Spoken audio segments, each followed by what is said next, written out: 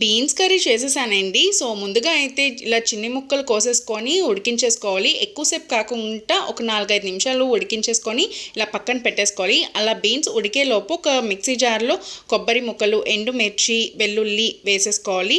అచ్చంగా ఎండుమిర్చి వేసుకోవచ్చు. లేకపోతే కొంచెం ఎండుమిర్చి, కొంచెం కారం కూడా వేసుకోవచ్చండి. సో, నేను ఇక్కడైతే ఎండుమిర్చి, కారం తీసుకొని ఒక కోర్స్‌గా గ్రైండ్ చేసుకున్నాను. అంటే కచ్చాపచ్చాలాగా. ఇలా గ్రైండ్ చేసుకున్న తర్వాత ఉల్లిపాయలు, పచ్చిమిరపకాయ, కరివేపాకు, తాలింపుకి కోసేసుకున్నానండి.